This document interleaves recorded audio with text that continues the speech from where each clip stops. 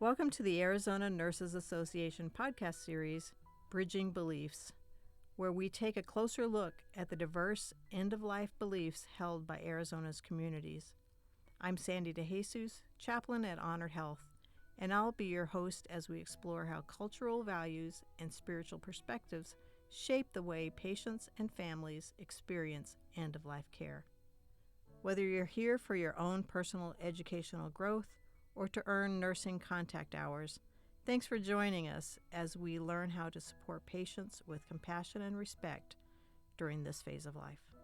To earn nursing contact hours, learners must listen to one or more of the podcasts in this series and submit an evaluation form. The Arizona Nurses Association is accredited as a provider of nursing continuing professional development by the American Nurses Credentialing Center's Commission on Accreditation. Stick around after the episode for details on how you can earn continuing education credit for listening to this episode and access our companion PDF summaries and quick guides for further learning and discussion.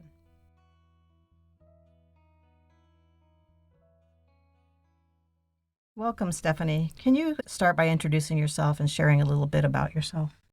Thank you, Sandy. My name is Stephanie Desiderio, and I am a bachelor's prepared registered nurse, also working towards my master's degree in nursing. And I serve currently on the AzNA board as a director at large in Chapter 1. And I first became certified in hospice and palliative nursing in 2013. So it's been quite a journey of serving the adult and pediatric hospice and palliative community on an inpatient and also in the community settings. Why is end-of-life care planning important for our patients and our families and for our healthcare providers? Great question. I believe it is very important because our life and our health is probably one of our most valuable commodities. And when it comes time to protecting or preserving what quality we have in those remaining days, years, months, whatever it looks like for each individual situation, they want to have access to the best care, the best resources in that critical time. A little bit about my own personal story. I had a nephew who passed away after a motor vehicle accident, and I thought there was no support for palliative or even grief for our family. And that's something that I think everyone deserves. So I wanted to be able to provide that to others. That's so hard. We acknowledge that these conversations are very emotional, but they're essential for honoring our patients' wishes. What factors influence choosing the right time and setting for some of these conversations?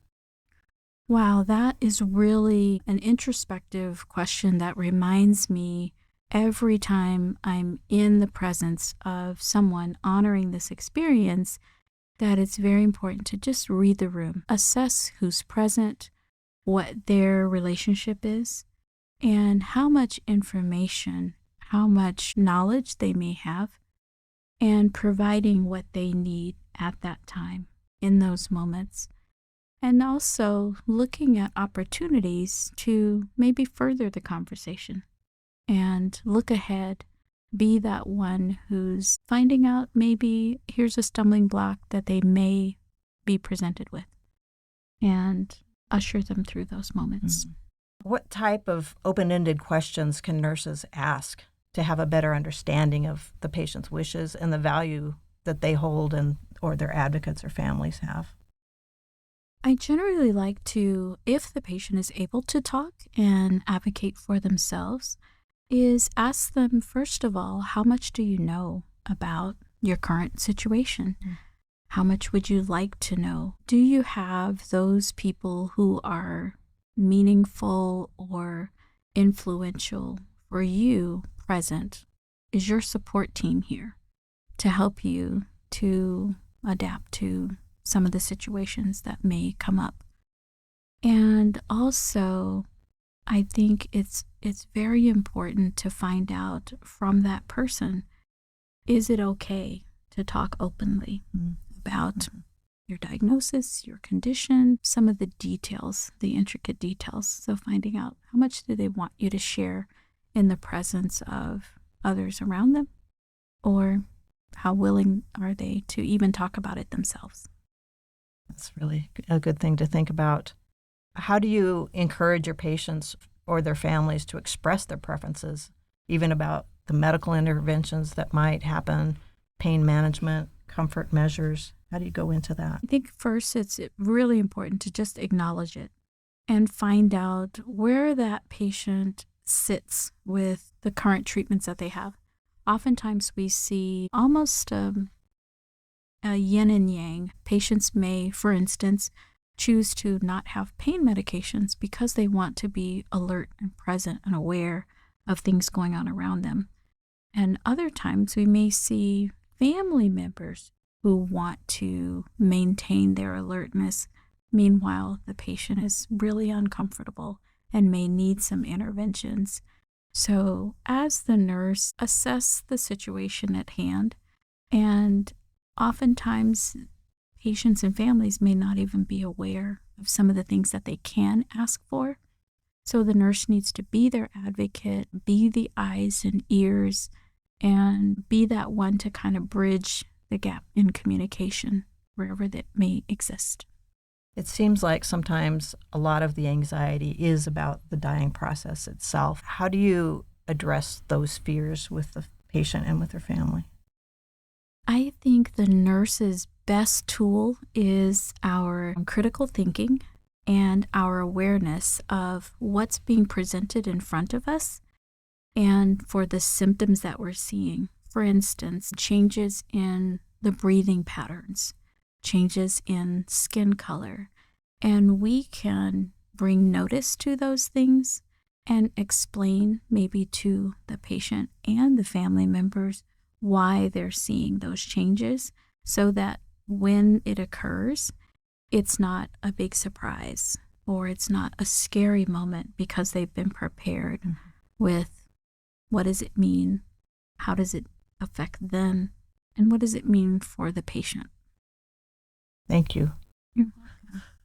What questions should you ask the patient or their family to honor their beliefs and their practices? We know people come from many, many backgrounds, so there are environmental concerns. Sometimes there are food concerns or preparation of the body, and even involvement of children. Wonderful thoughts, and I've considered these to be a little higher on the scale of communication with the patients and families, because once we get the basics out of the way, then it's time to really find out from this family, what else can we do during this meaningful time to help you and your family to honor this time, and whatever that means for them. Sometimes we have to give suggestions like, is it temperature related? Is it lighting? Is it directional? Is it positional? And maybe share with me some of your recent experiences with other family members who might have gone through this process. What did that look like? What was your role in it? And what would you prefer to have seen or experienced during that time? And let's see what's possible for this situation. I think you pointed out a really good thing is sometimes they don't know what to ask for because it's such a foreign experience being in a hospital setting or even experiencing the end of life for a loved one. Sometimes even asking, what kind of music did they enjoy? Absolutely. Things like that, getting a sense of who this person was, Yes, is very helpful to knowing what would be a quality experience for them. yes. Let's go into how we involve the family and the care team. These conversations often come in high emotional settings. What are some good methods to facilitate these conversations between patients and their loved ones about end-of-life planning? I like to start with the most positive memories that families have of their loved one, and that can come from different perspectives, whether it's a wife or a child or a husband or maybe a niece and nephew, or even coworkers. Oftentimes I will ask, do you have any really cool pictures or memorable, things, maybe a piece of artwork from their desk or something that you can share here in this care setting that will allow us to get to know your loved one. And in addition to that, especially if the patient can participate, is what would be a meaningful memorial activity that you might enjoy. I've had some people say they like the hand tracing or handprints. So the patient may place their hand on a piece of paper and trace that hand. And then the family would use that to make duplicates, and then other families can use that to measure their hand against theirs, or even the hand pictures. Some patients have actually suggested that they trim their hair and share pieces of their hair with family members and friends. So there are so many different ways that people can have a touching moment that they can hold on to that gives them peace and comfort for the days ahead. What role do advance directives, living wills, powers of attorney, what does that do to ensure a patient's wishes are followed? Those are really key documents, and if we don't, as nurses, approach that subject with the possibility of really being a good advocate for the patient when we have that template that the patient has left for us, because the advance directives, the living will, those powers of attorney are suggestions for we as a care team to follow for the patient's wishes. And if we don't look at the document, then we're maybe making some assumptions, or we're guessing, or we're hoping that a collective of healthcare professionals will make the decisions that that patient wanted. But it's always better to go from, at this point in the patient's life, this is what they said, and this is what they put into writing, and we should likely honor that and maybe start from that as our basis and move forward to now. And a part of that is, of course, the status of DNR, the code status on a patient's chart. What's the importance of them understanding and the family understanding in the hospital and non-hospital settings? Yes, absolutely. And of course, these decisions are changeable. Like I always say that the one with the freshest ink is the one that wins. But if we don't explore and take advantage of that time of discovery to find out, where is the freshest ink? Are the people who are listed still with us? Are you in contact with them? Can we find them? And do those decisions that were made at that point in your life really make sense today in this situation? And oftentimes, patients will be the one who says, you know what, it should be changed. It should be different. And they should have that opportunity to make that change if that's what their wishes are. Yeah, because children grow up, become decision makers, or relationships change, marriages change, and so that needs to be addressed. What does a nurse do if the desires of the family don't align with the desires of the patient? That is a really good question, because oftentimes our nurses aren't sure, what's my role? Is it okay to step up and to advocate? And there is a very empathetic and compassionate way to do that for our patients by, once we understand what that patient's wishes are, to use our professional acumen to take the steps necessary by having a conversation with the physician or the specialist or the case manager or the social worker. And then, if necessary, asking for an ethics committee review to just assess, have we done everything that we can to validate this patient's decisions? And can we maybe share information with the family member who is of an opposing opinion, some information that will allow them to join with their family member or patient and be in alignment with their choices, with their decisions. So our goal is always to bring back the focus on the patient and to always assume that those who are passionately advocating are thinking of the patient's best intents. Very good. That's very helpful. Can you talk a little bit about the resources nurses have that they can provide for ongoing support, like palliative care teams, chaplains, or social workers that are available?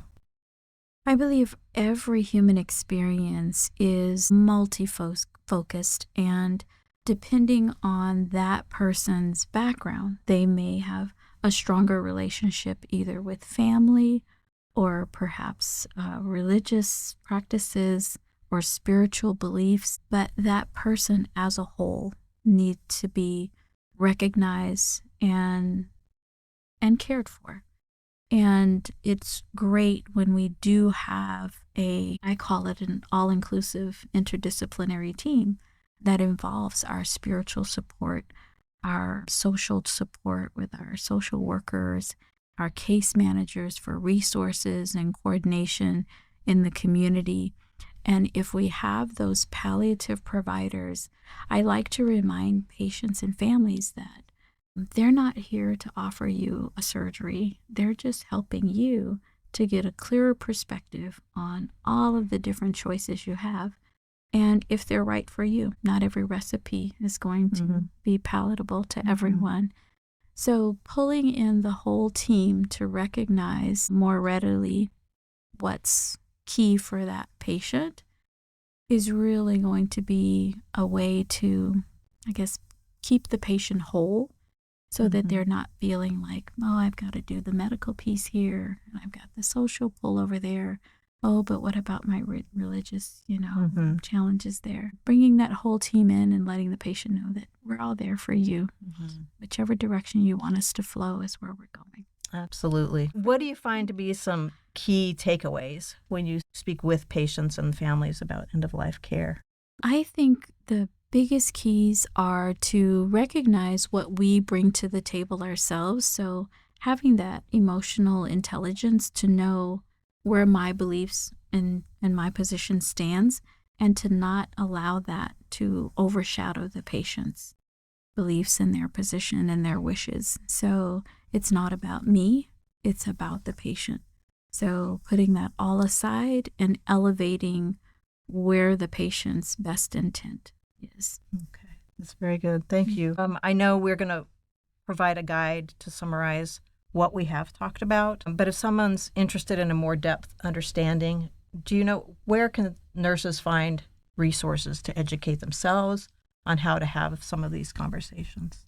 I love that question. Every nurse can reach out to our national organization. Hospice and Palliative Nurses Association has fantastic resources, virtual resources, in person. Our providers of care can reach out to the American Association of Hospice and Palliative Medicine, and they have a wide network and list of resources for providers who are practicing and delivering the care models, our social workers as well.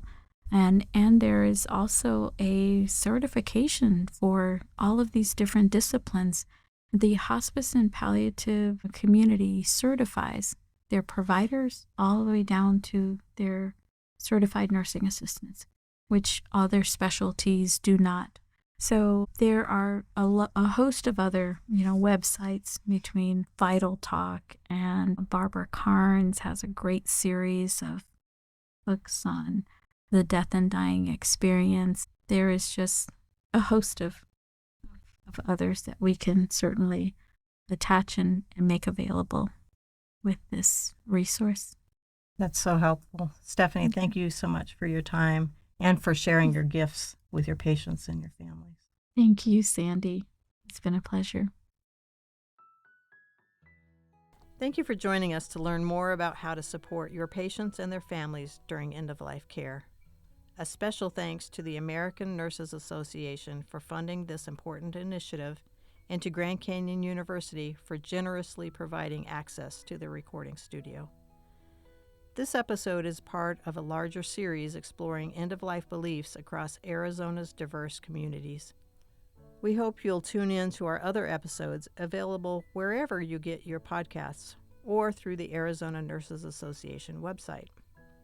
To earn CE credit for this episode and to download companion materials, including a PDF summary of today's discussion and quick reference guides, visit us online at aznurse.org/podcast. Until next time, thank you for being part of this ongoing conversation.